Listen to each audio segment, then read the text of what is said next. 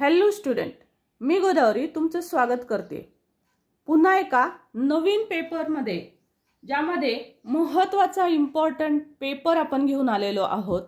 आणि मी तुम्हाला आधीच सांगितलं की मी खूप महत्त्वाचे, ज्यामधून आपल्या प्रश्नपत्रिका निघतील असे काही पेपर्स तुमच्याकडून सॉल्व करून घेते आहे। सो हे इम्पॉर्टंट पेपर आपल्याला टॉपर सारखे सोडवायचे, टॉपर सारखे। सो टॉपर्स पेपर कशा पद्धतीने सोडवतात जेणेकरून की त्यांचा पेपर कमी वेळेमध्ये होतो आणि त्यांचा पेपर अगदी और सहित सुद्धा होतो। सो ह्या सर्व गोष्टी आपण पाहणार आहोत। टाइम मॅनेजमेंट मी तुम्हाला सांगणार आहे आणि सगळ्यात महत्त्वाचं म्हणजे मी जे हे 4 पेपर सोडवून घेत आहे, या अगोदर एक झालेला आहे आणि आजचा एक आणि यानंतर अजून 2 पेपर होणार आहेत। त्यातला चौथा पेपर हा इम्पॉर्टंट गेस पेपर असणार आहे। हे जर 4 पेपर तुम्ही सॉल्व केले तर तुम्ही आजपर्यंत थोडाही अभ्यास केलेला नसेल तरी सुद्धा तुम्ही 70+ आउट ऑफ 80 तुम्ही 70+ पर्यंत जाऊ शकणार आहात। सो स्टुडंट, प्रत्येक बीट यातलं तुम्हाला आलंच पाहिजे।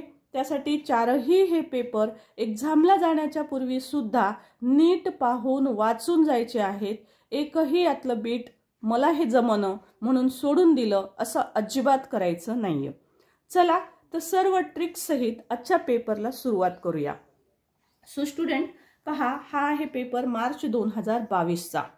सो मी आधी सांगितलं काही स्ट्रॅटेजी असतात बोर्डच्या आणि त्यातून काही वेगवेगळ्या प्रकारचे इम्पॉर्टंट क्वेश्चन्स येत असतात। सो त्यातला हा एक पेपर। सो स्टुडंट, यातला पहिला क्वेश्चन नेहमीप्रमाणे, आता क्वेश्चन्स वगैरे सर्व तुम्हाला पॅटर्न माहिती आहेत, सर्व माहिती आहेत, आपण डायरेक्ट सुरुवात करूया। जसं की बघा, इथं फिल इन द ब्लँक्स लिहायचे आहेत। सो याच्यामध्ये येईल यू म्हणजे हा शब्द तयार होईल यंग, हा आहे वर्ल्ड WORLD, याच्यामध्ये ओ लिहायचे म्हणजे शब्द तयार होईल रॉयल आणि हा शब्द तयार होईल हॉर्स, फक्त लिहायचे ओ। Put the following alphabetical order, हे अल्फाबेटिकल ऑर्डर लिहित असताना आपल्याला थोडंसं काळजीपूर्वक घ्यायचे। पहिला क्वेश्चन सोपा असतो, याच्यामध्ये सर्व जे शब्द आलेले असतात ते वेगवेगळ्या लेटरने आलेले असतात, त्यामुळे ABCDच्या क्रमाने सहज सोपं जातं। सो यातला पहिला शब्द येईल ई ने सुरू होणारा, म्हणून इपिकला 1 नंबर दिलेला आहे। मी इथं नंबर दाखवलेत, तुम्ही मात्र या पद्धतीनं लिहायचे। जसं की पहिला शब्द असेल इपिक, त्यानंतर कोणता येईल, केचा येईल, यमचा येईल का पीचा येईल। सो केचा आधी यायला पाहिजे म्हणून आपण लिहिणार किड्स। त्यानंतर तिसरा शब्द लिहिणार आपण, त्यानंतर एम येतं का पी येतं ते पाहायचं आहे ABCDच्या क्रमाने। एमचा येतो म्हणून इथं मिस्चिफ शब्द लिहायचा आणि त्यानंतर पॅरेंट्स। सो या पद्धतीनं तुमची अल्फाबेटिकल ऑर्डर जी आहे ती होऊ शकते। ती तुम्ही जे टॉपर आहेत तर ते हा शब्द कशा पद्धतीनं सोडवतात, हा प्रश्न कसा सोडवतात, तर ते असं आडवं लिहित नाहीत student. So this is the wrong method, तर ही मेथड योग्य आहे। इपिक, किड्स, ठीक आहे, त्यानंतर मिस्चिफ, असं एकाखाली एक लिहायचं आहे। सो टॉपर्स या पद्धतीनं लिहितात कारण लागलीच पटकन कळतं, ईच्या नंतर के येतं, केच्या नंतर यम आणि यमच्या नंतर पी यायला हवंय। सो अशा पद्धतीनं आपली जर मिस्टेक झाली तर ती आपल्याला खूप पटकन समजते। सो त्यासाठी टॉपर सारखं जर लिहायचं असेल तर या पद्धतीनं लिहायचं आणि गेलं की पेपरला सुरुवात करायची आहे। वेळ अजिबात वाया घालवायचा नाही। टॉपर्स कधीच वेळ वाया घालवत नाहीत आणि पटपट काम करतात। सो तुम्हाला पण गेलं की पटपट, लँग्वेज स्टडी तुम्हाला सर्वच माहिती असते, त्यामुळे गेलं की पटकन पेपरला सुरुवात करायची। बिफोर पेपर तुम्हाला अर्धा तास पेपर दिलेला असतो, प्रश्नपत्रिका तुमच्या हातात, उत्तरपत्रिका तुमच्या हातात असते। सो तुम्हाला सगळे मार्जिन वगैरे तुम्ही जे मारता, मी प्रेझेंटेशन दाखवलेलं आहे, ते प्रेझेंटेशन टिप्सचा व्हिडिओ जरूर पहा, ज्याच्यामध्ये मी तुम्हाला व्यवस्थित 3 मार्जिन मारून कसं लिहायचं आहे ते सर्व सांगितलेलं आहे। सो त्याच पद्धतीनं लिहा, हे सर्व आधीच रेडी करून ठेवायचं आहे पेपर सुरू होण्याच्या 11 वाजता हातामध्ये पेपर पडल्याबरोबर तुम्हाला ही सुरुवात करायची आहे। सो बघा, सेकंड आहे याच्यामध्ये मात्र 4 जे वर्ड्स दिलेले असतात ते एकाच लेटरने सुरू होणारे दिलेले असतात। जसं टी असं जर दिलेलं असेल तर त्यातला सेकंड लेटर पाहायचं आहे। सो यातला I, O, A आणि E, मग यातले कोणते शब्द पहिले येतात ते पाहायचं। त्यानुसार TA चा शब्द अगोदर येईल म्हणून 1 नंबर टेमला दिलेला आहे। त्यानंतर A नंतर अल्फाबेट E येईल म्हणून टेक्निकला 2 नंबर दिलेला आहे। त्यानंतर ई नंतर लेटर I येईल म्हणून टाइमला 3 आणि टफला 4। अशा पद्धतीनं हे पण तुम्ही याच पद्धतीनं एकाखाली एक लिहितात जसं टॉपर लिहितात। टॉपर वेळ अजिबात वाया घालवत नाहीत, खाडाखोड करत नाहीत. सो तुम्ही पण त्या करायच्या नाहीत. पंक्च्युएट द फॉलोइंग, याच्यामध्ये सर्व विरामचिन्ह द्यायचे असतात आणि काही महत्त्वाच्या ट्रिक्स. सो पहिलं लेटर नेहमीच हमखास डोळे झाकून कॅपिटल लेटर लिहायचं आहे. रिपोर्टिंग वर्ब आहे का पाहायचं आहे. सेड वगैरे सारखा, क्राईड वगैरे, तर तो आलेला असेल तर तो आपल्याला कॅपिटल लिहायचा नाही. पण त्याच्यानंतर आपल्याला कॉमा आणि डबल इन्व्हर्टेड कॉमा द्यायचे. जनरली डायरेक्ट आणि इनडायरेक्टचेच वाक्य आलेले असतात. जनरली सांगते आहे, एखाद्या वेळेस थोडं वेगळंही वाक्य येतं, पण जनरली मात्र जास्तीत जास्त वेळेस अशाच प्रकारचे वाक्य आलेले असतात. सो करता लिहायचा कॅपिटल लेटर, क्रियापद लिहायचं, क्रियापद झालं की कॉमा द्यायचा, त्यानंतर डबल इन्व्हर्टेड कॉमा द्यायचा आणि पहिलं लेटर. आता हे वाक्यातलं पहिलं लेटर होतं आणि आय तर असाही नेहमी आपण कॅपिटलच काढतो. सो पहिलं लेटर आहे म्हणूनही कॅपिटल आणि आय नेहमीच कॅपिटल असतं म्हणून कॅपिटल. त्यानंतर I am doing my bit. थोडंसं सेंटेन्सेस आपल्याला ओळखता यायला हवेत की आपलं सेंटेन्स विधानार्थी आहे का, असर्टिव्ह आहे का इम्परेटिव्ह आहे का, क्वेश्चन आहे. सो त्यानुसार आपल्याला मार्क, क्वेश्चन मार्क असेल किंवा फुल स्टॉप हे आपल्याला देता येतं. हे वाक्य विधानार्थी आहे त्यामुळे फुल स्टॉप दिलाय, डबल इन्व्हर्टेड कॉमा क्लोज केलेले आहेत. स्टुडंट्स, तुम्हाला जर फारसा वेळ द्यावासा वाटत नसेल तर त्यासाठी तुम्ही तुमच्या व्हिडिओची स्पीड 1.5 वर सेट करू शकता आणि त्यानंतर तुम्ही हा व्हिडिओ पूर्ण ऐकू शकता. म्हणजे थोडा जास्त स्पीडमध्ये तुम्हाला ऐकता येईल आणि तुमचा वेळ कमी जाईल. सो नेक्स्ट बघूया आपण then stay with me tonight. Then stay with me tonight म्हणजे हे इम्परेटिव्ह सेंटेन्स आहे. पण इथे मात्र बघा, कर्ता क्रियापद सुरुवातीला दिलेलं नाहीये, पण इथे आहे शेवटी. विथ मी टुनाईट सी सेड, ती म्हणाली. म्हणजे कोण कुणाला म्हणालं हे दिलेलं आहेच, फक्त इथे शेवटी दिलेलं आहे. म्हणून आता इथलं वाक्य जे आहे त्याला सुरुवातीलाच डबल इन्व्हर्टेड कॉमा घालायचा आहे. Then comma stay with me tonight, इथे कॉमा येईल, इथे डबल इन्व्हर्टेड कॉमा येईल आणि त्यानंतर हे वाक्य सी सेड, कर्ता आणि क्रियापद, रिपोर्टिंग वर्ब. ओके. सो इथे मात्र हे स्मॉल लिहावं लागेल कारण ही वाक्याची सुरुवात नाही आहे, इथे कॉमा आहे आणि सेड सुद्धा आपल्याला स्मॉलच लिहावं लागतं, शेवटी फुल स्टॉप. या पद्धतीनं हे वाक्य होईल. त्यानंतर नेक्स्ट बीट आहे आपलं मेक 4 वर्ड्स. 4 शब्द बनवायचे आहेत आपल्याला. एक मोठा शब्द दिलेला आहे ग्रँड आणि डॉटर. सो मी सांगितल्याप्रमाणे कंपाऊंड वर्ड आहेत, दिसता क्षणीच 2 शब्द दिसतात, फटकन लिहून टाका ग्रँड आणि डॉटर. त्याच्यानंतर आणखी कोणते शब्द तयार होतात आणि इथे ट्रिक टॉपर पण असंच करतात की ते नेहमीच 1-2 वर्ड्स जे आहेत ते जास्तीचे लिहितात. इथं त्यांनी 4 वर्ड्स सांगितलेत, ते 4 लिहितच नाहीत, ते 5 लिहितात, 6 लिहितात. सो तुम्ही सुद्धा 2-2 वर्ड जास्त लिहा. लँग्वेज स्टडीमध्ये जिथे जिथे 4 सांगितलंय तिथे तिथे 6 लिहित असतात ते, कारण बाय मिस्टेक एखाद्या वेळेस जर काही चूक झाली स्पेलिंगमध्ये तर आपला मार्क जाऊ नये. सो बघा इथे ग्रँड, डॉटर 2 शब्द तर लिहिलेच आहेत. त्यानंतर अँड शब्द तयार होतो, देअर, ग्रेट यासारखे अनेक अजूनही शब्द तयार होतात. सो हे शब्द तुम्ही या पद्धतीनं लिहू शकता, एकाखाली एक सुद्धा टॉपर्स लिहितात. नेक्स्ट आहे रिलेटेड वर्ड्स. रिलेटेड वर्ड्समध्ये ट्रिक लक्षात ठेवायची आहे. बघा इथं हा शब्द दिलेला आहे, मेन शब्द मध्यभागी दिलेला असतो आणि कुठेतरी बाजूला एकच शब्द दिलेला असतो. हा बोर्डने दिलेला शब्द असतो, तो ओळखायचा आहे, त्याची जात ओळखायची आहे, पार्ट्स ऑफ स्पीच, आणि त्याच पार्ट्स ऑफ स्पीचमधले इतर सर्व शब्द लिहायचे आहेत. आता हॅप्पी जो आहे तो ॲडजेक्टिव्ह आहे आणि ॲडजेक्टिव्ह असल्यामुळे आपल्याला काय करायचंय, बाकीचे शब्द सुद्धा ॲडजेक्टिव्हच लिहायचे आहेत. म्हणून लाईफशी संबंधित ॲडजेक्टिव्ह लिहिलेले आहेत, sad, boring, silent, inspiring, motivational, है ना. सो या पद्धतीनं तुम्ही कोणतेही ॲडजेक्टिव्ह लिहू शकता. पुन्हा इथं तोच रूल करायचा आहे. आता इथे आपल्याला त्यांनी कमी बॉक्स दिलेत आणि डायग्राम जसे दिलेले आहेत तसेच डायग्राम काढा. आता तुम्ही म्हणाल मॅडम मग ह्याला मार्क्स कटतात का? सो मार्क्स कटतात का म्हणूनच आपण हे करायचंय का? तर नाही. तर त्यांनी आपल्याला जशा डायग्राम दिल्यात त्यांनी डायग्राम तशा देण्यामागे काहीतरी उद्देश असेल. सो डायग्राम त्यांच्यासारखेच काढा, अदरवाईज ती एखाद्या वेळेस कॉपी पण वाटू शकते. आणि आन्सरला शक्यतोवर प्रश्नपत्रिकेवर कुठेही खुणा करायच्या नाहीत, ही महत्त्वाची गोष्ट लक्षात घ्या. कंप्लीट द वर्ड चेन, यामध्ये सुद्धा आपल्याला दिलेला पार्ट्स ऑफ स्पीच आधी लक्षात घ्यावा लागतो आणि त्याच पार्ट्स ऑफ स्पीचमध्ये आपली वर्ड चेन जी आहे ती कंप्लीट करावी लागते. टॉपर स्टुडंटला खरं तर काही गरज पडत नाही, परंतु इथे एक ट्रिक सांगते. जर तुम्हाला एखादा शब्द येतच नसेल तर तुम्ही त्यावेळेस आपल्याच प्रश्नपत्रिकेमध्ये जे पॅसेजेस दिलेले आहेत त्या पॅसेजेसमधून शब्द तुम्ही शोधून लिहू शकता. जे साधारण विद्यार्थी आहेत त्यांना येत नसेल, आठवत नसेल ऐन वेळेला, तर त्यावेळेस ते पॅसेजमधले शब्द वाचू शकतात आणि त्यामधनं पण एखादा शब्द शोधून लिहू शकतात, कारण अंताक्षरीसारखं शेवटचं लेटर आपल्याला इथे गृहीत धरावं लागतं. सो टीच दिलेला आहे, इथे इट दिलेला आहे, इट वर्ब आहे. सो वर्ब चेन लिहायची आहे आपल्याला. सो इट वर्ब आहे, त्यामुळे टी शेवटी टीने सुरू होणारा वर्ब लिहायचा आहे. इथं एच आले शेवटी, त्याच्या पुढचा शब्द एचने सुरू होणारा वर्ब लिहिला. आर शेवटी आहे, आरने सुरू होणारा वर्ब लिहिला रीड. डी आले, डीने सुरू होणारा वर्ब डू. या पद्धतीनं नेक्स्ट बीट आहे पहा, do as directed. Do as डिरेक्टेडमध्ये आपल्याला ऑर लक्षात घ्यायचं आहे, नाही तर उगाचच वेळ जातो. इथे 2 प्रश्न आहेत, इथे मिनिंगफुल सेंटेन्स आहे, एक वाक्यात उपयोग दिलेला आहे फक्त इंग्लिशमधला, मराठीसारखाच. To run away. To run away म्हणजे पळून जाणे. याचा अर्थ असा नाही स्टुडंट्स की याच्यामध्ये टू हा शब्द आलाच पाहिजे. सो टू रन अवे हा जो टू दिलेला आहे तो टू म्हणजे टू म्हणजे रूट वर्ड आहे. सो हा टू आलाच पाहिजे असं काही नाही. टू न येता सुद्धा आपल्याला रनचा योग्य तो फॉर्म घ्यायचा आहे. पास्ट टेन्समधला घेऊ शकता, पास्ट परफेक्टमधला घेऊ, कोणत्याही काळामधला. सो तो घेऊन तुम्ही वाक्य बनवायचं आहे. जसं मी इथं बनवलंय, the thief ran away from the place. चोर त्या ठिकाणावरून पळून गेला. The thief ran away from the place. Next आहे बघा, कोणतेही सेंटेन्स तुम्ही लिहू शकता.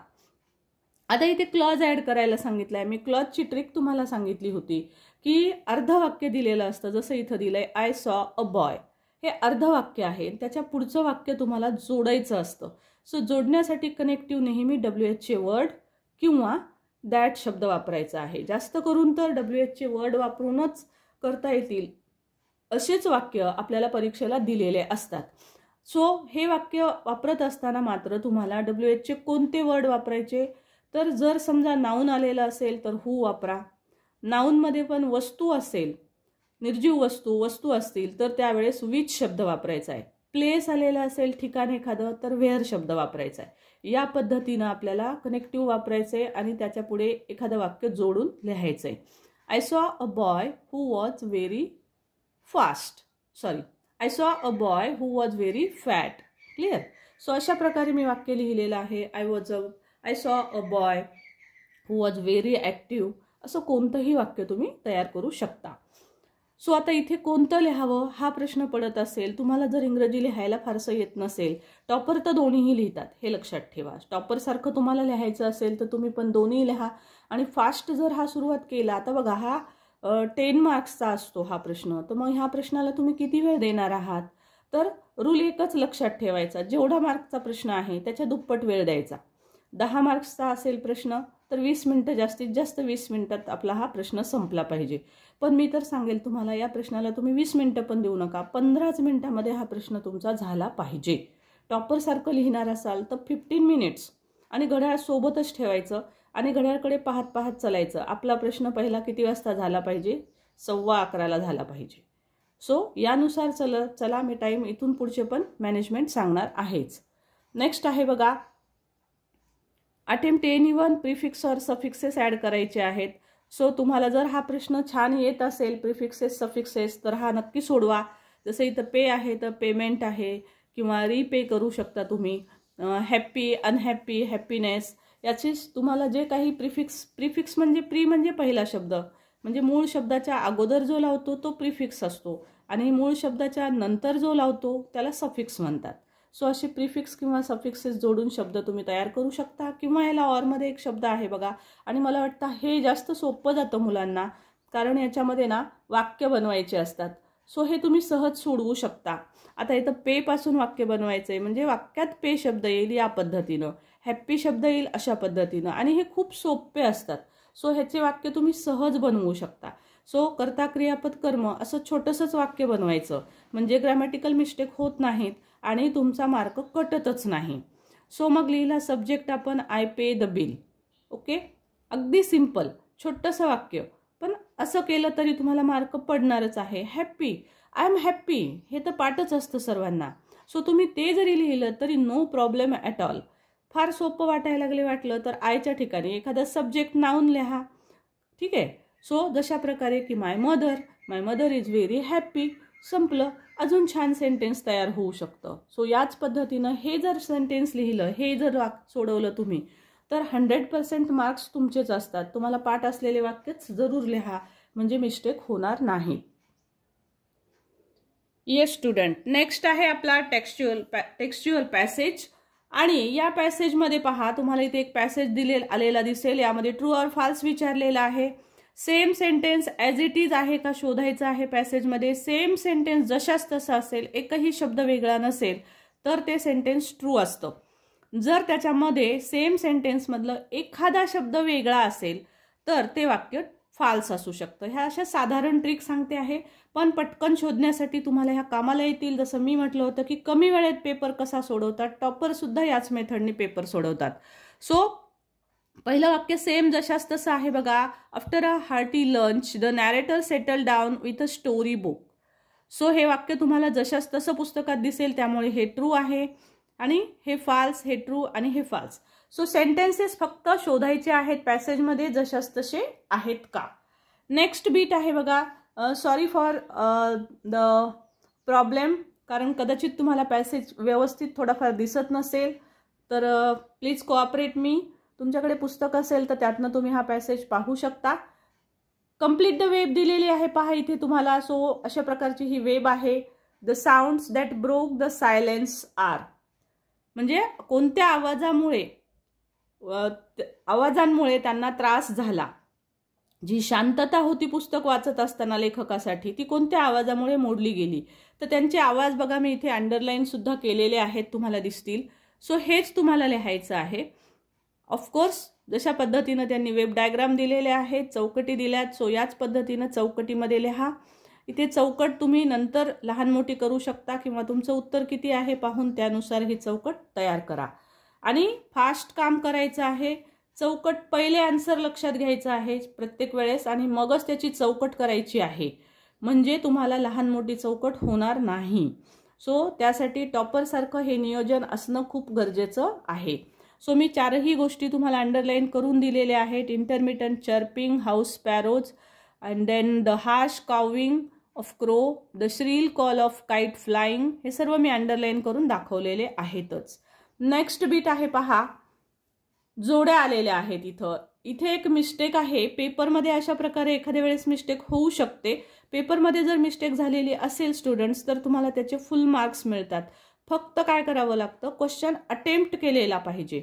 म्हणजे हा जर A3चा क्वेश्चन आहे, तुम्हाला वाटलं हे डाऊटफुल आहे बाबा, हे काहीतरी चूक वाटते, सो तुम्ही जर हा क्वेश्चन सोडवलाच नाही, याचा नंबरच जर लिहिलेला नसेल तुमच्या आन्सर शीटवर, सोडवलेलं काहीच नसेल, तर बोर्ड त्याचे मार्क देत नाही. सो त्यासाठी क्वेश्चन कधी पण कोणत्याही विषयाचा रॉंग जरी वाटला तर तो अटेम्प्ट करणं गरजेचं असतं, म्हणजे तो सोडवलेला दिसणं गरजेचं असतं तुमच्या आन्सर शीटवर. चूक असो बरोबर असो, काहीतरी तिथं सोडवा जरूर. सो बघा इथे चूक काय आहे इथे.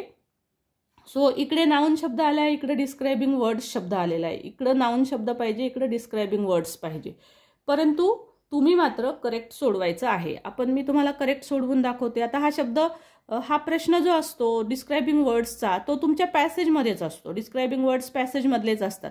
सो नाउन आणि डिस्क्रायबिंग वर्ड्स त्यांनी काहीही विचारो परीक्षेमध्ये, हे दोन्ही शब्द तुमच्या पॅसेजमध्येच असतात. ह्या जोड्या असतात म्हणा तुम्ही. म्हणजे नाउन जे असतं तर तुम्हाला त्या नाउनच्या अगोदर डिस्क्रायबिंग वर्ड आलेला असतो नेहमीच. बघा जसं की आपण म्हणतो क्लेवर गर्ल, क्लेवर हे ॲडजेक्टिव्ह आहे, डिस्क्रायबिंग वर्ड्स म्हणजे ॲडजेक्टिव्ह. सो क्लेवर येतं आणि क्लेवरच्या नंतर गर्ल येतं, क्लेवर गर्ल म्हणजे नाउन नंतर येतं. सो आपल्याला इथे दिलेला शब्द आहे ॲडव्हेंचर. ओके, सो ॲडव्हेंचर थोडंसं मागे पुढे झाले त्यामुळे थोडं जम्बलिंग होईल तुम्हाला, परंतु आपल्याला शोधायला ॲडव्हेंचर शब्द जर तुम्ही इथं शोधला, तशाच प्रकारे मी तुम्हाला एक शब्द शोधून दाखवते पटकन सापडणारा. पहिल्याच वाक्यामध्ये बघा younger sister. So I will show you. So पहा इथे तुम्हाला यंगर सिस्टर शब्द दिसेल. ओके, हा यंगर. सो हे ॲडजेक्टिव्ह आहे आणि सिस्टर हे नाउन आहे. सो अशा प्रकारे हे दोन शब्द लागूनच जोडीच दिसणार आहे तुम्हाला. सो डिस्क्रायबिंग वर्ड्सचा कधीही पॅसेज आला की तुम्हाला दोन शब्द शोधायचे आहेत. एक नाउन असेल त्यातला आणि एक ॲडजेक्टिव्ह असेल, आणि ॲडजेक्टिव्ह नेहमी नाउनच्या अगोदर असतो. सो या पद्धतीनं तुम्ही जर शोधलेत तर तुम्हाला हे उत्तर सहजच मिळणार आहे, जे मी तुम्हाला दाखवले. त्यानंतर नेक्स्ट बीट आहे बघा आपलं डू ॲज डिरेक्टेडमध्ये simple present tense. Okay, simple present tense. I became deeply absorbed in the book. Became लिहिलेलं आहे इथं आणि आपल्याला हे सिम्पल प्रेझेंटमध्ये लिहायचं आहे. सो जस्ट आपल्याला हा जो बिकेम शब्द आहे हा फक्त बिकम करायचा आहे. प्रेझेंट टेन्समधला फॉर्म लिहायचा आहे बिकम. ओके, सो तुमचं उत्तर तयार होईल मग I become deeply absorbed in the book. Right. Next, आता अंडरलाईन द इन्फिनिटिव्ह हा प्रश्न फार सोपा असतो स्टुडंट आणि 1 मार्क हा मिळालाच पाहिजे. सो याच्यात फक्त काय करायचं असतं, हे वाक्य ॲज इट इज लिहायचे आणि त्यामध्ये टू इग्नोरला अंडरलाईन करायचंय. पण लक्षात ठेवा, अंडरलाईन द इन्फिनिटिव्ह म्हणल्यावर पिक द इन्फिनिटिव्ह म्हणलं, पिक म्हणजे इन्फिनिटिव्ह काढा, शोधा, तर त्यावेळेस फक्त टू आणि इग्नोर हा शब्दच लिहावा लागतो आपल्याला. लक्षात घ्या, माझे शब्द नीट ऐकत चला. त्यासाठी मला माझा व्हिडिओ पाहत असताना अजिबात स्किप जमतच नाही, कारण प्रत्येक बिटला कुठेही तुमच्यासाठी ट्रिक्स असतात. सो नीट लक्षात घ्यायचं आहे. तुम्ही अर्धवट ऐकता आणि मग कमेंट बॉक्समध्ये क्वेश्चन टाकता. सो प्लीज तसं करू नका. I chose to ignore the commotion. आता इथे जर प्रश्न तुम्हाला पिक दिला तर या पद्धतीने आन्सर लिहायचंय. ओके, टू इग्नोर फक्त एवढंच आन्सर लिहायचे. पण इथं प्रश्न काय आहे, अंडरलाईन द इन्फिनिटिव्ह. असा जर प्रश्न असेल तर हे पूर्ण वाक्य लिहिणं गरजेचं आहे आणि मग त्या वाक्यामध्ये टू इग्नोरला अंडरलाईन करायचंय. तो अंडरलाईन करा म्हटल्यावर हे तर लिहावंच लागेल. तुम्ही एवढंच लिहिणार का मग? नाही, पूर्ण वाक्य लिहून अंडरलाईन करावं लागतं. विद्यार्थ्यांना वाटतं आम्हाला मार्क का नाही पडला, परंतु त्याचं कारण हे असतं. ओके, सो नेक्स्ट क्वेश्चन बघूया.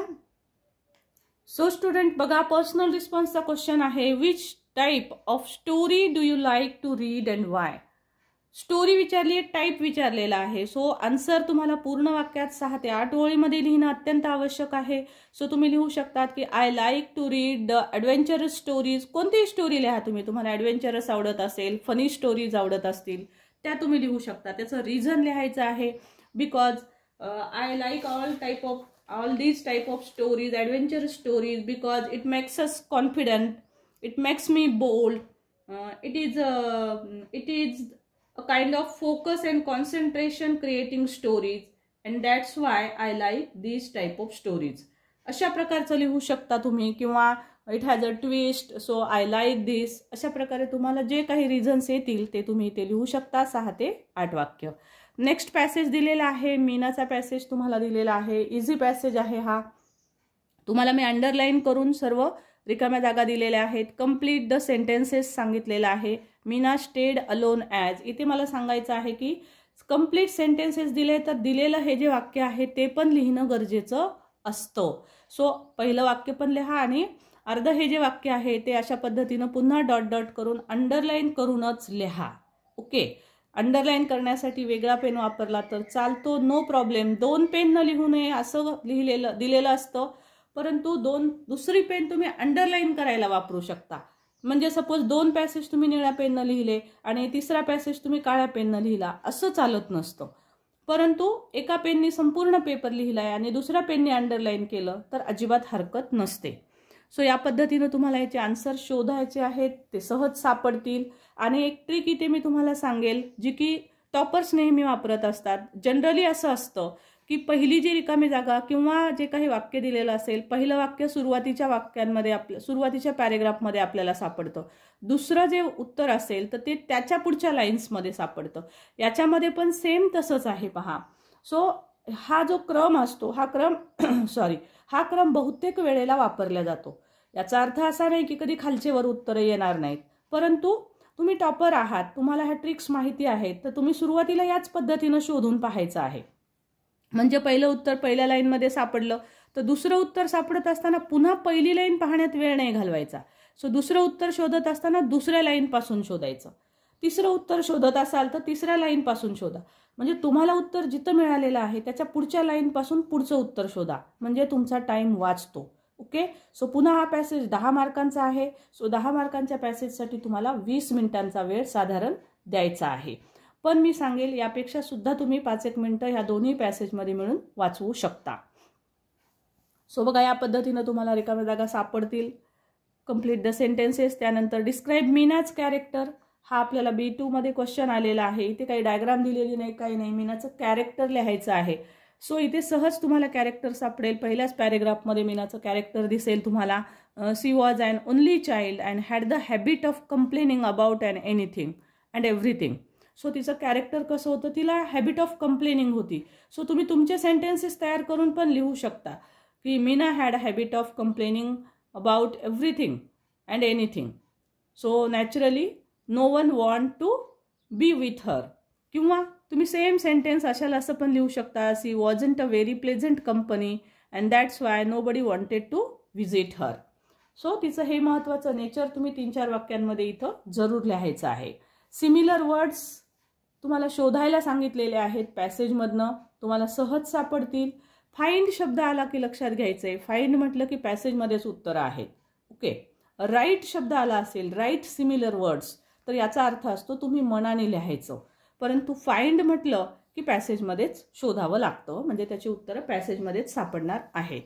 नेक्स्ट आहे do as directed. She wasn't a very pleasant company question tag. इथे चूज करायला सांगितलंय बघा. चूज करायला सांगितलंय. 4 पर्याय दिलेत आणि त्यातलं चूज करायचं आहे. एक्झॅक्ट रूल्स ज्यांना माहिती आहेत त्यांना खूप पटकन येतं. सो याचा आन्सर आहे वॉज सी, कारण याच्यामध्ये वॉजंट दिलेला आहे. सो निगेटिव्ह वाक्याचा क्वेश्चन टॅग पॉझिटिव्ह होतो, म्हणून वॉज शी हे उत्तर येईल. I spotted Meena. Rewrite the sentence beginning with Meena. So मी आधी पण सांगितलं की असं बिगिनिंग विथ मीना आलं की समजायचं तो व्हॉइस आहे. सो हे उत्तर व्हॉइसनं करायचंय. मीना आधी लिहिलं, वॉज काळानुसार घेतले, स्पॉटेड बाय मी. स्टुडंट सर्व प्रकारचे व्हिडिओज, ग्रामरचे प्रत्येक ग्रामर बीट सगळं काही आपल्या चॅनलवर रेडी आहे, अपलोड केलेलं आहे. फक्त तुम्हाला आवश्यकता आहे ती प्लेलिस्टमध्ये जाऊन सर्व चेक करण्याची. सो कुणालाही विचारून घ्या प्लेलिस्ट कशी पाहायची असते, आणि त्याच्यामध्ये आपले सर्व व्हिडिओज आहेत. तुम्हाला ज्या प्रश्नावर व्हिडिओ हवा आहे तो तुम्हाला तिथे भेटेल. सो नेक्स्ट आहे बघा पर्सनल रिस्पॉन्सचा प्रश्न. तो आहे in your opinion how should a friend be. Okay. So तुमचा फ्रेंड कसा असायला हवाय. सो आपण लिहू शकतो की I think that my friend should be very loyal, my friend should be very honest, my friend should be very kind. आता याच्यामध्ये तुम्ही as well as not only but ऑल्सोचे वाक्य घालूनही हे तयार करू शकता आणि या पद्धतीनं तुमचं वाक्य अट्रॅक्टिव्ह बनवू शकता. सो 6 ते 8 ओळीमध्ये याचं उत्तर जरूर लिहा. सो स्टुडंट पोएट्री सेक्शनमध्ये रिकाम्या जागा दिलेल्या आहेत. बरेच जण म्हणतात की कसं शोधायचं उत्तर कवितेतून. So student it is very easy. जसं पॅसेजमधून आपण कीवर्ड शोधतो आणि त्यातून उत्तरं पाहतो, तशाच पद्धतीनं सेम आपल्याला ह्या लाईन्स शोधायच्या आहेत कवितेमध्ये. पुढच्या पेजवर दिलेल्या आहेत कविता, असतातच दिलेल्या, त्यामध्ये फक्त सेम लाईन्स शोधायच्या आहेत, कीवर्ड शोधायचे आहेत आणि तिथे तुमचा उत्तर असतो. So it is very easy. So me answer इथे दाखवलेले आहेत. Yes student. तर पहा आता नेक्स्ट आहे कम्प्लीट फॉलोइंग वेब. याच्यामध्ये तुम्हाला वेब डायग्राम दिली. The poet advises not to. काय करू नका म्हणून कवी सांगतो आहे. आता किल शब्द दिलेला आहे. काही जण विचारतात ना कवितेतनं कसं शोधायचं. आता कवितेमध्ये किल शब्द शोधायचा आहे. बघा तुम्हाला इथे सापडेल Wien you kill your self esteem. Just तुम्हाला किल शब्द सापडला, किलच्या पुढचे जे शब्द आहेत ते इथे उत्तरात लिहून टाकायचे आहेत. So not to kill self esteem हेच तुमचं उत्तर असणार आहे. सेल्फ आणि एस्टीम. सो इतकं उत्तर सोपं असतं शोधणं कवितेचं सुद्धा. सो तशाच प्रकारे वॉक. आता वॉकचा शब्द शोधा. बघा याच्यामध्ये तुम्हाला लाईनमध्ये सापडेल walking everyday on the same path. Right. So बघा तुम्हाला हे उत्तर तुमचं आहे. वॉकच्या पुढे तुम्हाला लिहायचं आहे everyday on the same path. Simple. त्यानंतर डिस्क्रायबिंग वर्ड्स विचारलेला आहे. क्वेश्चन इझी असतो, नेहमी येणारा असतो. डिस्क्रायबिंग वर्ड्स म्हणलं की जोड्या शोधायच्या, डिफरंट शब्द शोधायचा आहे. सो बघा डिफरंट शब्द मी इथे शोधून दाखवला आहे. डिफरंटच्या पुढे कलर्स शब्द आहे. सो मग याच्या पुढचा शब्द आपल्याला लिहायचा आहे. ओके. सो इथे विचारलंय नाऊन. नाऊन विचारलेला आहे तर लक्षात ठेवा पहिले ही जोडी लक्षात ठेवायची आहे की नाऊन येतं पुढे आणि नाऊनच्या अगोदर ॲडजेक्टिव्ह असतो. ॲडजेक्टिव्ह म्हणजे डिस्क्रायबिंग वर्ड. म्हणजे अगोदरचा असतो तो डिस्क्रायबिंग वर्ड असतो, नंतरचा असतो तो नाऊन असतो. क्लिअर. सो त्यानुसार इथे येईल आपल्याला डिफरंट कलर्स आणि सेम पाथ. इथे पाथ नाऊन लिहावं लागेल आपल्याला. PATH. इथे पाथ्स आहे. सो तुम्ही पाथ्स लिहू शकता किंवा पाथही लिहू शकता. त्यानंतर नेक्स्ट बीट आहे बघा ॲप्रिसिएशन विचारलेलं आहे आपल्याला. So appreciation of the poem the world is mine ही पोयम तुम्हाला दिलेली आहे आणि याचं ॲप्रिसिएशन. सो इन शॉर्ट तुम्हाला ॲप्रिसिएशन दाखवते.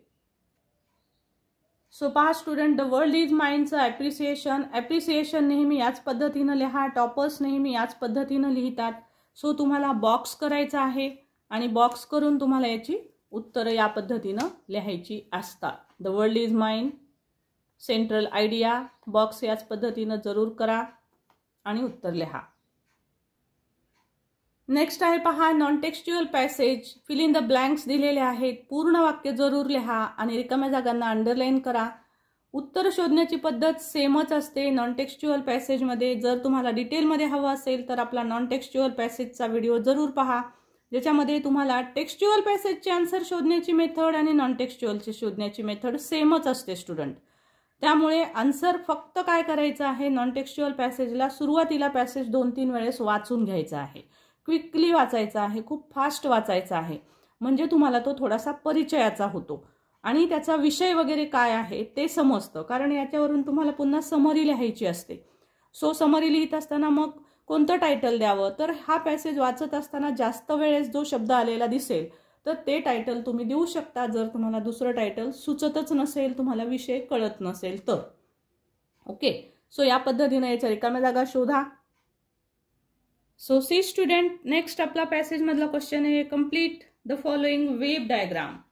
सो इथे वेव्ह डायग्राम कंप्लीट करायला सांगितलेली आहे आपल्याला आणि महत्त्वाची गोष्ट म्हणजे खूप सोपा असा हा प्रश्न होता. सो मी अंडरलाईन केलाय पहा इथे. Body language is a combination of. So बघा इथं दिलेलं आहे, if the body language is to be defined it is a combination of facial expression, gestures, eye contact, body movements and posture and voice. So simply तुम्हाला इथे हे बॉक्समध्ये लिहायचं आहे उत्तर, जे मी अंडरलाईन केलेलं आहे. आता बऱ्याच विद्यार्थ्यांना प्रश्न पडतो की अँटोनिम, सिनोनिम यासारखे प्रश्नांची उत्तरं आपण कसे शोधायचे, जे व्होकॅब्स आहेत ते अवघड जातात. सो बघा इथे काही ट्रिक्स सांगते मी तुम्हाला, ज्या की सर्वसाधारणपणे वापरल्या जाऊ शकतात. जसं बघा इथे अँटोनिम विचारले, फाइंड म्हटलंय. मी सांगितलं फाइंड म्हटलं की पॅसेजमध्येच असणार. सो वर्बलचा आपल्याला अँटोनिम, जनरली तुम्ही अँटोनिम सिनोनिम जेव्हा शोधत असता तर त्यावेळेस इथे जो गिवन वर्ड दिलेला असतो सो त्याच्याशी साधर्म्य साधणारा म्हणजे सेम शब्द शोधायचा आहे. आता वर्बल शब्द तुम्ही जर पॅसेज वाचला तर तुम्हाला हा नॉन वर्बल शब्द नक्की सापडेल. सो तुम्हाला हा वर्बल शब्द याच्यात पण दिसतोय, इथं पण वर्बल आहे, इथं पण वर्बल आहे, पण इथं नुसता वर्बल नाही, इथे नॉन वर्बल शब्द आहे पॅसेजमध्ये.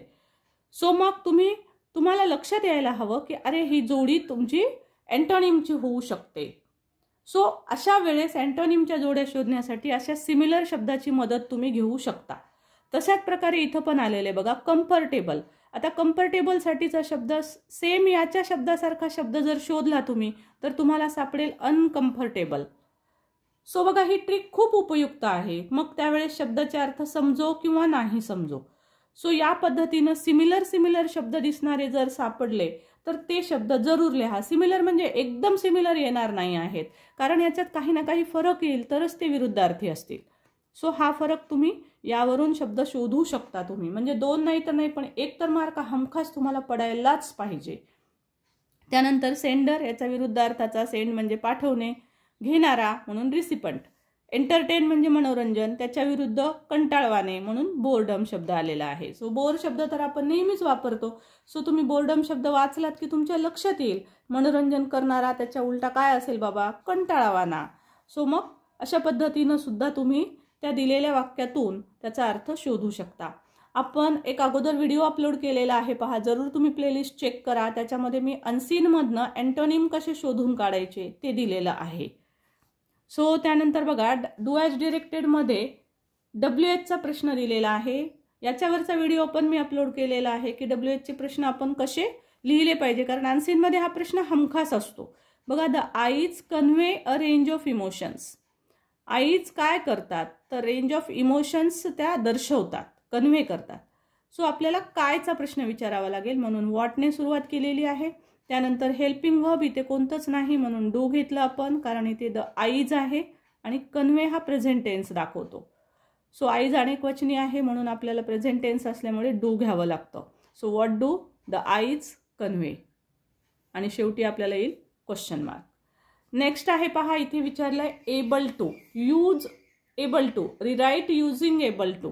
सो एबल टू आणि कॅन हे सिमिलर अर्थाचे शब्द असतात, त्यामुळे कॅन काढून टाकायचा आणि कॅनच्या ऐवजी टू बीच्या क्रियापदासहित एबल टू घ्यायचा. कॅन प्रेझेंट टेन्स दाखवतो, त्यामुळे एम इज आर पैकी आपण एक घेऊ शकतो. इथं फिजिशियन्स आहे म्हणून मी आर घेतलेला आहे. Physicians are able to tell about a patient's wellness, हे तुमचं आन्सर असेल.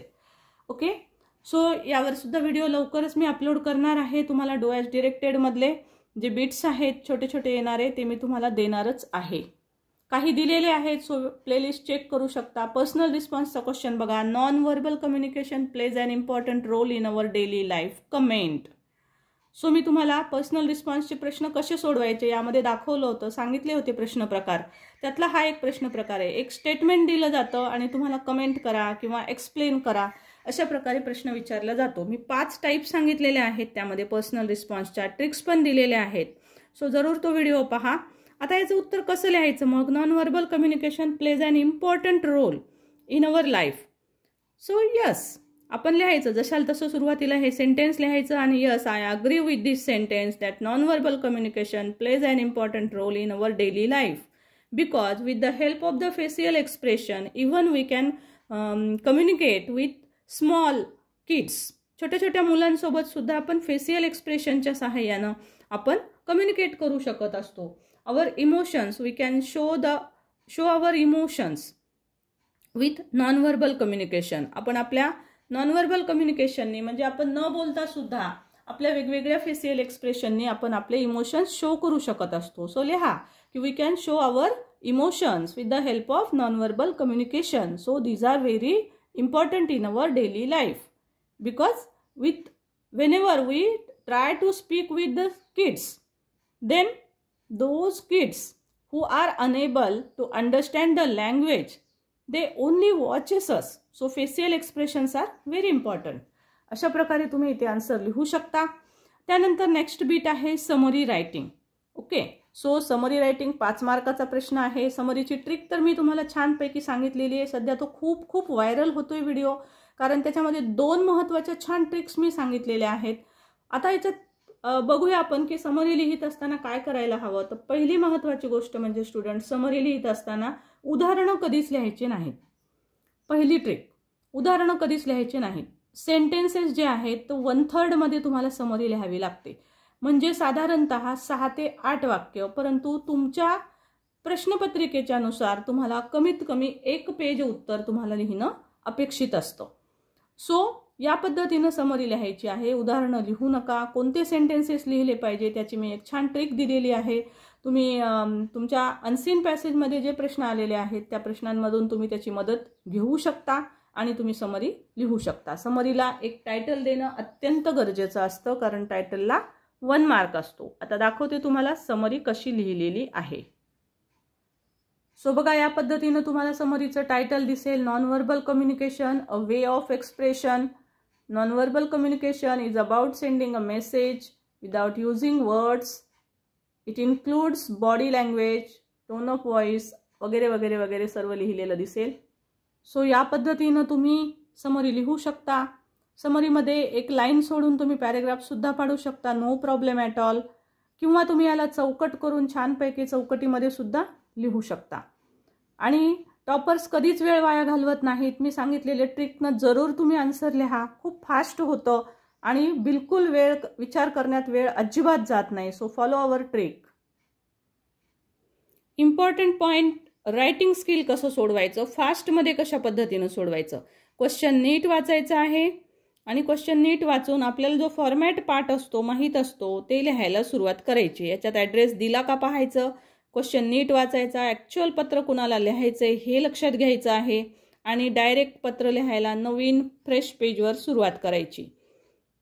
क्वेश्चन बाकीचा दाखवते आणि नंतर बघूया आपण लेटर कसं लिहायचं. हा आहे बघा पूर्ण क्वेश्चन. यावर फॉर्मल लेटर पण दिसेल तुम्हाला. इन्फॉर्मल लेटर अगोदरच क्वेश्चन पाहिला आपण. हे आहेत पूर्ण ह्याचे पॉइंट्स ज्याच्यावर आपल्याला बॉडी ऑफ द लेटर लिहायचं असतं ह्या पॉइंट्सच्या आधारे. तर मी तुम्हाला आन्सर दाखवते कशा पद्धतीनं आपण सोडवायला हवंय. याच्यावरचे स्पेशल व्हिडिओज आहेत. सेम हेच लेटर मी तुम्हाला दोन्हीही प्रकारे लिहून दाखवलेला आहे, फॉर्मलमध्ये सुद्धा आणि इन्फॉर्मल लेटरमध्ये सुद्धा. तो व्हिडिओ जरूर चेकआउट करा. सो पहा, या पद्धतीनं आपल्याला ॲड्रेस लिहावा लागतो. असा एकाखाली एक येईल या पद्धतीनं लिहायचा आहे. फॉर्मल लेटर आहे हे इथे लिहिलेलं. फॉर्मल लेटरमध्ये 2 ॲड्रेस असतात. इथे एक ॲड्रेस दिसेल, to the chief traffic controller Amravati.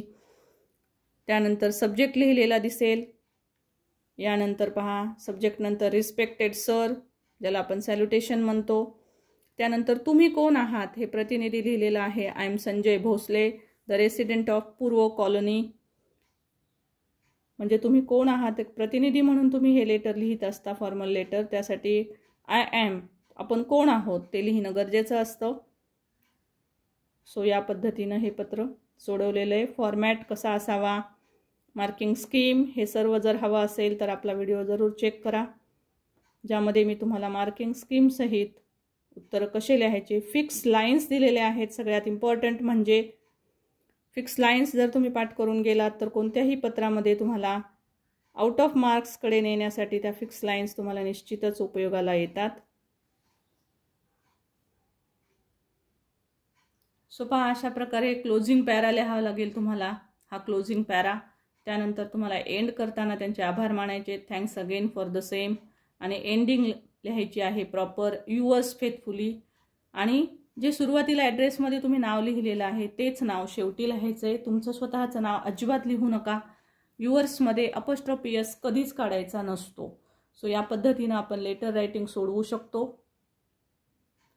Next question आहे स्टुडंट्स, डायलॉग रायटिंग. टॉपर्स कसं पटपट आन्सर शोधतात पहा. आता आपल्याला डायलॉग रायटिंगमध्ये काय केलेलं आहे बघा, इथं 2 प्रश्न दिलेले आहेत. ओके, व्हॉटने सुरू होणारा हा एक प्रश्न आहे आणि व्हेनने सुरू होणारा हा एक प्रश्न आहे, जे शेवटी क्वेश्चन मार्कवरून पटकन कळतात प्रश्न. सो हे 2 प्रश्न आहेत. आता उत्तर शोधायचे तर प्रश्नांमधूनच शोधायचं. सो पहिला कोणता प्रश्न येईल बघूया. What is the departure time of Vidarbha express. आणि दुसरा विचारला आहे when will it reach Nagpur. ती नागपूरला केव्हा पोहोचेल. सो आधी ती निघेल ना, सो ती निघण्याचा टाइम आपला पहिला प्रश्न येईल आणि नंतर ती पोहोचली का हा दुसरा प्रश्न येईल. म्हणून हा नंबर 1चा प्रश्न असेल. सो याला आपण नंबर 1 देऊया. म्हणजे पहिला माझा प्रश्न येईल what is the departure time of Vidarbha express. आता हा प्रश्न आपला पक्का झाला. मग याचं जे उत्तर येणार आहे ते नंबर 2चं येणार आहे. So the departure time of, ह्याचं उत्तर आता आपल्याला ह्या राहिलेल्या 2 वाक्यात शोधायचे. द डिपार्चर टाइम, इथं रिचिंग टाइम दिला आहे, हा डिपार्चर टाइम, त्यामुळे हे येणार आहे आपलं number 2. The departure time is 8:30. बघा, असं क्विकली शोधायचं आहे. सो नेक्स्ट आता ऑफकोर्स काय राहणार आहे, आता राहिलेला प्रश्न आणि प्रश्नाच्या नंतर उत्तर. सो 3 नंबरला प्रश्न लिहा व्हेनचा, म्हणजे हे येईल आपला 3 नंबर आणि हा राहिलेला येईल 4 नंबर. सो या पद्धतीनं क्विकली आन्सर जरूर शोधा. मला जरूर कमेंटमध्ये सांगा ही ट्रिक तुम्हाला डायलॉग रायटिंगची कशी वाटली. आता कम्प्लीट द डायलॉग. सो बघा, पूर्ण वाक्यात उत्तर लिहिणं इथं अपेक्षित असतं. How much is the SSC exam fees. So तुम्ही लिहू शकता the SSC exam fees is 600 और समथिंग. ठीक आहे. सो 600 आपली साधारण फीस होती तर ती लिहू शकता. पण पूर्ण वाक्यात the SSC exam fee is 600 rupees असं पूर्ण वाक्यात लिहायचं आहे. When is the last date to submit the exam form. So last date विचारलेली आहे, पूर्ण वाक्यात लिहा द लास्ट डेट इज, आणि मग त्याच्या पुढे डेट लिहा, लास्ट डेट किती आहे, आणि त्या पुढे लिहा to submit the exam form. Right, या पद्धतीनं तुम्ही आन्सर लिहू शकता. नेक्स्ट आहे बघा, right a dialogue between a student and a teacher on the importance of yoga. योगाच्या इम्पॉर्टन्सवर तुम्हाला प्रश्न आलेला आहे. स्टुडंट, मी महत्त्वाचे असे डायलॉगचे नेहमी विचारले जाणारे एव्हरग्रीन टॉपिक्स दिलेले आहेत व्हिडिओमध्ये आत्ताच. सो तो व्हिडिओ जरूर चेकआउट करा, कारण त्याच्यामध्ये एव्हरग्रीन टॉपिक्स दिलेत जे नेहमी येतात. हा 3 मार्काचा क्वेश्चन आहे स्टुडंट. हा मार्क आपल्याला हातातून बिलकुल नाही गेले पाहिजेत. आणि हा क्वेश्चन असा आहे, हाच सोडवा. याला ऑरमध्ये तुम्हाला ड्राफ्टिंग अ स्पीच आहे, मी स्पीच लिहायची कशी सांगते, परंतु तुम्ही स्पीचकडे जाऊच नका. इथे तुम्हाला 5 पैकी 5 मार्क्स पडतात. त्यामुळे 100% हाच क्वेश्चन सोडवायचा आहे. माझे विद्यार्थी कोणते क्वेश्चन सोडवतात पहा. तर याच्यामधला डायलॉग रायटिंगचा क्वेश्चन सोडवतात आणि याच्या पुढचं next question expand the theme मधला स्टोरी रायटिंग क्वेश्चन सोडवतात, कारण त्याच्यामध्ये हमखास आउट ऑफ मार्क्स पडण्याचे चान्सेस जास्त असतात. सो तुम्ही तसंच करा. त्यासाठी हा व्हिडिओ चेकआउट करा. याच्यामध्ये मी इम्पॉर्टंट टॉपिक दिलेले आहेत. सो डायलॉगमध्ये आपल्याला इथे 3 महत्त्वाचे मिनिमम एक्सचेंजेस लिहावे लागतात. कसे ते बघूया. बघा आता इथे या पद्धतीने आपल्याला सांगितलेलं आहे. टीचरचे योगाचे आपल्याला इम्पॉर्टन्स लिहायचे. Are you practicing yoga or not? I have already taught you different asanas and pranayama. Yes sir, I have been practicing for last month. आणि मग हे इम्प्रूव्ह का होतं काय नाही याचं इम्पॉर्टन्स ॲक्च्युअल लिहिले पहा. Asanas are improving my digestion and physical health. Now I feel very happy and energetic every time. So बघा 3 इम्पॉर्टन्स याच एका पॉईंटमध्ये आलेले आहेत. जसं की माय डायजेशन इम्प्रूव्ह, माय फिजिकल हेल्थ इम्प्रूव्ह झालेली आहे आणि एनर्जेटिक एव्हरी टाइम. 3 पॉईंट तर एकाच वाक्यात दिलेले आहेत. सो अशा पद्धतीनं महत्त्वाचे 3 पॉईंट आपल्या ह्याच्यात उत्तरात येणं गरजेचंच असतं. त्यात अजूनही इथे वाढवून लिहिलेलं आहे. Student said it help me to improve my concentration. Improve होतं माझं कॉन्सन्ट्रेशन, हे पण लिहिलेलं आहे. I am developing my mental ability. माझी मेंटल ॲबिलिटी सुद्धा ह्याच्यामुळे डेव्हलप होते. सो स्टुडंट अशा प्रकारे जास्तीत जास्त बेनिफिट्स लिहिण्याचा प्रयत्न करा. बघा हे शॉर्ट बट स्वीट आहे, छोटंसंच लिहिलेलं आहे, पण ह्याच्यामध्ये सर्व बेनिफिट्स आलेले आहेत. त्यामुळे उत्तर लहान जरी आलेलं असेल तरी सर्व आन्सर याच्यात आलेला आहेत. बेनिफिट्स त्यांनी 3 सांगितलेत, इथे 6 लिहिलेले आहेत. ऑफकोर्स याला 3 पैकी 3 मार्क पडणार. सो तुम्हीही असंच ट्राय करा आणि त्याचा प्रॉपर एंड करा. Teacher said you are welcome. So अशा पद्धतीनं तुम्ही त्याचा एंड करू शकता. ओके. सो टॉपिक एव्हरग्रीन पाहण्यासाठी आपला प्लेलिस्ट चेक करा. नेक्स्ट आहे student non verbal to verbal, आणि याला ऑर मध्ये असतो व्हर्बल टू नॉन व्हर्बल, याच्या उलटा. सो माझे विद्यार्थी आणि मी तुम्हालाही सजेस्ट करेल की नेहमी नेक्स्ट क्वेश्चन जो आहे व्हर्बल टू नॉन व्हर्बल तो सोडवावा, जो की बघा इथे ऑर मध्ये दिसतोय तुम्हाला. हा व्हर्बल टू नॉन व्हर्बल हाच नेहमी सोडवायचा, कारण याच्यामध्ये क्वेश्चन इझी असतो आणि याचे मार्क जास्त पडतात. सो इथे हा वरचा जो तुम्ही क्वेश्चन सोडवायला गेलात नॉन व्हर्बल टू व्हर्बल, हा जर तुम्ही क्वेश्चन सोडवला तर इथे तुम्हाला रायटिंग जास्त करावी लागते आणि ग्रॅमॅटिकल मिस्टेक होण्याचे चान्सेस असतात आणि त्यामुळे इथे मार्क कमी पडतात. परंतु व्हर्बल टू नॉन व्हर्बलमध्ये एकतर तुम्हाला डायग्राम दिलेला असतो आणि मग डायग्राममध्ये आपल्याला शॉर्ट सेंटेन्सेस लिहायचे असतात, आपल्याला फुल सेंटेन्स लिहायचं नसतं. त्यामुळे तिथे मार्क पडतात. सो क्वेश्चन तोच जरूर सोडवा. इथे फक्त सांगते तुम्हाला हा कसा सोडवायचा आहे. एक डायग्राम दिलेली असते आपल्याला, डायग्रामवरून आपल्याला पॅरेग्राफ लिहायला सांगितलेलं असतं. किती पॅरेग्राफ लिहायला सांगितलंय हे मात्र नीट पाहायचं. इथे सांगितलेलं आहे राईट अ पॅरेग्राफ. एकच पॅरेग्राफ लिहायला सांगितलेला आहे. सो तुम्हाला कधी 1 सांगतात, कधी 2 सांगतात, कधी 3 सांगतात. ओके. सो नीट क्वेश्चन वाचायचा आहे आणि तेवढे पॅरेग्राफ तयार करायचे. आता कसे करायचे तर अगदी एक सेंटेन्स तयार करायचं आहे आपल्याला. Career factors. सो कोणते करिअर फॅक्टर्स आहेत त्याचे आपल्याला सेंटेन्सेस तयार करायचे आहेत. सो लिहायचं आहे आपण की to have a good career in our life is very important. So there are so many factors which are responsible for deciding our career. So those factors are, आणि मग फॅक्टर्सची नावं लिहायची की it is our skill, interest, abilities, then personality traits, demand, हे सर्व काही factors लिहायचे आहेत महत्त्वाचे यातले. सो लिहायचं there are some factors which are responsible for our career, for our choosing career. आणि मग ह्या प्रत्येक पॉईंटचं आपल्याला एक्सप्लेनेशन करायचं आहे. Our interest should be in the topic which we choose as a career. If we have the skills then and only then you can have success in that career. अशा प्रकारे तुम्हाला एक सेंटेन्स तुम्हाला या पॉईंट्सवर येतील अशा पद्धतीनं बिल्डअप करत जायचे आहेत. आणि तुम्हाला याचं उत्तर जे आहे 1 ते 1.5 पान लिहायचं असतं. सो 1.5 पान लिहायला स्टुडंट्स वेळ लागतो. सो टॉपरची स्ट्रॅटेजी कोणती असते की ते नॉन व्हर्बलचा क्वेश्चन सोडवतच नाहीत, ते व्हर्बल टू नॉन व्हर्बल सोडवतात, कारण तिथे वेळ कमी लागतो आणि मार्क जास्त मिळतात. म्हणून म्हटलं होतं की टॉपर्स सारखा पेपर सोडवा. सो बघा मग त्यानंतर आपण आता येणार आहोत नॉन व्हर्बल टू व्हर्बलकडे. आता इथे कशा पद्धतीनं लिहायचं असतं बघा, मी तुम्हाला सांगते. इथे दिलेला आहे प्रश्न डूज अँड डोंट्स. सो तुम्हाला अशा वेळेस काय करतात, काही सेंटेन्सेस दिलेली असतात, 7-8 वाक्य दिलेली असतात आणि ह्या वाक्यांमध्ये तुम्हाला डूज आणि डोंट्स याच्यामध्ये तुम्हाला याचं वर्गीकरण करायचं असतं. आपण डिफरन्स कसा लिहितो, फरक स्पष्ट करा कसं लिहितो, तशा पद्धतीनं आपल्याला याचा आन्सर लिहावं लागतं. डूज म्हणजे पॉझिटिव्ह सेंटेन्सेस लिहायचे, डोंट्स म्हणजे निगेटिव्ह सेंटेन्सेस लिहायचे. सो आता याच्यात पाहायचं पॉझिटिव्ह निगेटिव्ह कोणतं आहे. आता बघा पहिलं sentence, we must plant more trees, हे पॉझिटिव्ह आहे सेंटेन्स, म्हणजे हा सेंटेन्स आपल्याला डू मध्ये लिहावा लागेल. मी जस्ट तुम्हाला पहिले क्लासिफिकेशन करून दाखवते. We should not cut trees, आता ह्याच्यात नॉट आहे म्हणजे निगेटिव्ह सेंटेन्स आहे. मग निगेटिव्ह सेंटेन्स आहे म्हटल्यावर हे सेंटेन्स येईल तुमचं डोंट्समध्ये. ओके, पण डूज आणि डोंट्समध्ये आता हे समजलं तुम्हाला की डूत कोणते वाक्य लिहायचे आणि डोंट्समध्ये कोणते लिहायचे. पण हे लिहित असताना सेम असे वाक्य नाही लिहायचे.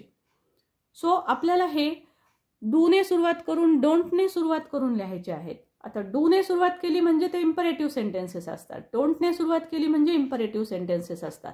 आणि इथं जर तुमचे उत्तर दिलेले वाक्य दिलेले आहेत हे तर विधानार्थी वाक्य आहेत, तेव्हा याचं उत्तर जेव्हा तुम्ही लिहाल त्यावेळेस तुम्हाला उत्तराचं वाक्य डूने करून लिहायचं आहे. सो कसं बघा, म्हणजे डूने वाक्य करत असताना काय करावं लागतं, हा वी मस्ट, वी शुड हे जे शब्द आलेले आहेत तर हे आपल्याला काढून टाकायचे आहेत. वी मस्ट किंवा वी शुड हे जे शब्द आहेत हे आपल्याला काढून टाकायचे आहेत. म्हणजे मग कसं उत्तर होईल बघा, हे वाक्य डू मध्ये लिहिणार, मी तुम्हाला दाखवणार आहे आन्सर पण. सो बघा उत्तर कसं लिहिणार आपण, डू प्लांट मोर ट्रीज. हा डू शब्द नाही लिहिला तरी चालतो, जस्ट तुम्ही एवढं जरी लिहिलं की प्लांट मोर ट्रीज, सो हे तुमचं डूचं उत्तर येईल, do plant more trees. Okay, don't cut trees, don't मध्ये नॉट आहे त्यामुळे हा नॉट पण घ्यायचा नाही. डोंट कट ट्रीज, झाडं तोडू नका. सो अशा प्रकारे उत्तर येईल, पण ते लिहायचं कसं तुम्हाला दाखवते. सो पहा स्टुडंट, कशा पद्धतीनं डूज आणि डोंट्सचे आन्सर तुम्हाला लिहायचे आहेत. बघा अशा पद्धतीनं तुम्हाला फरक स्पष्ट करासारखा बॉक्स करावा लागतो. हे डूचा एक असेल, एक डोंट्सचा बॉक्स असेल. मी आता उत्तर जसे दाखवले तसे. सो सुरुवातीला डूचा हा शब्द, डू शब्द नाही लिहिला तरी चालतो, जसं मी लिहून दाखवले तुम्हाला, do plant more trees. So do नाही लिहिला तरी सुद्धा चालतो. इथे नंबर लिहायचा राहिला आहे, keep your area neat and clean. So इथे नंबर 2 पाहिजे. 3 नंबर दिले, use more means of public transport. या पद्धतीनं तुम्हाला लिहायचे. डोंटचे वाक्य पण बघा, सुरुवातीला डोंटच्या वाक्यात मात्र डोंट हा शब्द लिहावाच लागतो. डूच्या वाक्यात आपण तो सुरुवातीला नाही लिहिला तरी चालतो, पण डोंटमध्ये मात्र तो लिहावाच लागतो. सो डोंटचे वाक्य लिहित असताना वाक्याची सुरुवात डोंटने करा. तुमच्या लक्षात आलं असेल की कर्ता आणि क्रियापद याच्यामध्ये घ्यायचं नसतं. So don't cut trees, don't discharge garbage, या मेथडनी तुम्हाला सर्व वाक्य आपण लिहिलेली आहेत. सो बघा तुम्हीही या पद्धतीनं लिहा. अतिशय सोपं असतं हे, डोकं फार लावायची गरज नाही, वेळ अजिबात जात नाही. टॉपर्सची मेथड नक्की फॉलो करा. एक्सपॅन्ड द थीम हा आपला नेक्स्ट क्वेश्चन आहे. याच्यामध्ये आपल्याला ऑर मध्ये 2 प्रश्न येतात. 2 मीन्स 1 प्रश्न ऑर मध्ये येतो. पहिला प्रश्न आहे न्यूज रिपोर्ट आणि दुसरा याला ऑर मध्ये प्रश्न येतो स्टोरी रायटिंग. ओके, सो तुम्हाला रिपोर्ट लिहू शकता. आपला रिपोर्टचा व्हिडिओ सुद्धा सध्या खूप गाजत आहे, खूप जणांना तो आवडलेला आहे. त्याच्यात मेथड पूर्ण मी डिटेलमध्ये दिलेली आहे, कशा पद्धतीनं लिहायची, फॉर्मॅट पण दिलेला आहे. तो फॉर्मॅट पाठ केला की कोणतीही न्यूज तुम्ही सहज सॉल्व्ह करू शकता. सो ट्रिक जरूर आहेत, त्या व्हिडिओत जरूर पहा. इथे दाखवले बघा, एक हेडिंग दिलेला आहे, तुम्हाला क्वेश्चन दिलेला आहे, headline, lead line, date line आणि बॉडी ऑफ द रिपोर्ट तुम्हाला लिहायचं आहे. सो हे पॉइंट असतात स्टुडंट, हे हेडलाईन म्हणून आपल्याला कुठेच द्यायचे नाहीत. तर हे जे 4 शब्द दिलेले आहेत, पॉइंट दिलेत, हे पॉइंट आपल्याला लिहायचे नाही आहेत आन्सर शीटवर, ह्याची उत्तरं लिहायची असतात. सो कधी पण हेडलाईन असा शब्द लिहू नका, कधी पण लीड लाईन असा शब्द लिहायचा नाही. सो ते न लिहिता आपल्याला ह्याचं आन्सर जे आहे ते तयार करायचं असतं. ते कसं तयार करायचं ते दाखवते. सो स्टुडंट बघा, या पद्धतीने आपल्याला न्यूज लिहायची. सुरुवातीला टायटल द्यायचं असतं, त्यानंतर प्लेस नेम लिहा, तारीख लिहा. जे आपल्याला डेटलाईन, हेडलाईन शब्द दिलेले आहेत, तर हेडलाईन म्हणजे ही हेडलाईन, फक्त हेडलाईन लिहायची आहे. डेट लिहायची, प्लेस लिहायचं आहे, त्यानंतर आपल्याला त्याचं इंट्रोडक्शन करायचं असतं. सो हे सर्व मेन पॉइंट्स आपण इथे फॉलो केलेले आहेत. त्यानंतर हे जे आपल्याला जो मेन पॉइंट त्यांनी दिलेला होता की रिपोर्ट लिहायचा आहे किंवा आपल्याला कंटिन्युइंग पॅरा असं दिलेलं असतं. सो हे जे मेन पॉइंट आहे म्हणजे ही जी हेडलाईन आहे तर याचं वर्णन करायचं असतं पूर्ण ह्याच्यामध्ये, की ही हेडलाईन नेमकी काय झाली, ती घटना काय होती, त्या घटनेचं वर्णन लिहायचं आहे, ती घटना कुठे झाली, कशी झाली, केव्हा झाली, हे सर्व आपल्याला इथे लिहावं लागतं. सो त्या पद्धतीनं मी ते लिहिलेलं आहे. त्याचा एंड करायचा आहे, प्रॉपर एंड, निष्कर्ष काढून प्रॉपर एंड तुम्ही करू शकता. याचा फॉर्मॅट मी व्हिडिओत दिलेला आहे. सो जरूर चेकआउट करा एक वेळेस की कशा पद्धतीनं न्यूज लिहायची असते. अत्यंत सोपी ट्रिक मी त्यात सांगितलेली आहे फॉर्मॅट सहित. सो जरूर चेकआउट करा प्लेलिस्ट. नेक्स्ट बीट आहे student, develop a story. Beginning दिलेली आहे बघा, इथे बिगिनिंग सांगितलंय मी तुम्हाला. स्टोरी कशी लिहायची, या 3 प्रकारची स्टोरी येते. कधी कधी बिगिनिंग देतात, कधी कधी एंड देतात आणि कधी कधी ऑल पॉइंट्स देतात. सो या 3ही स्वरूपाच्या स्टोरीज कशा लिहायच्या हे डिटेल व्हिडिओमध्ये मी दिलेलंच आहे. Story writing, check out playlist if you want. आणि आता कसं लिहायचं असतं मग, तर ही सुरुवात दिलेली आहे. दिलेलं given sentence as it is लिहा. स्टोरी नेहमी पास्ट टेन्समध्ये लिहिली पाहिजे, हे लक्षात ठेवा. शॉर्ट सेंटेन्सेस लिहा. 5 ते 6 पॅरेग्राफ जरूर करा. जर बिगिनर्स असाल तर 3-4 पॅरेग्राफ केले तरी चालतात, परंतु टॉपर्स मात्र नेहमी 5-6 पॅरेग्राफमध्ये याचं उत्तर लिहितात. तुम्हाला दोन्ही उत्तर दाखवणारच आहे. त्यानंतर आपण ट्रान्सलेशनमध्ये तर तुम्हाला माहिती आहे शब्द असतात. शब्द दिलेला गिव्हन वर्ड लिहून त्याचं मराठीमध्ये भाषांतर लिहा, शब्दाचा अर्थ लिहा. त्यानंतर वाक्य दिलेले आहे, ट्रान्सलेट द फॉलोइंग सेंटेन्सेस. तर हे 4 वाक्य दिलेले असतात. इथे ट्रिक जी टॉपर्स वापरतात ती म्हणजे याची सर्वच्या सर्व उत्तरं ते लिहितात. इथे एकही सेंटेन्स सोडून देत नाही. तुम्हाला वेळच पुरत नसेल तर मात्र तुम्ही इथं 4 सांगितले 4च लिहा. परंतु सपोज तुम्हाला वेळ आहे तर त्यावेळेस मात्र तुम्ही हे सर्वच्या सर्व आन्सर जरूर लिहायचे आहेत. शब्दशः भाषांतर होणार नाही, याकडे लक्ष द्यावं लागतं.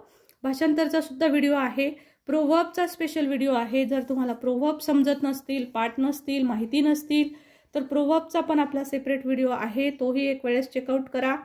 आन्सर दोन्ही दाखवते कशा पद्धतीनं लिहायचे असतात.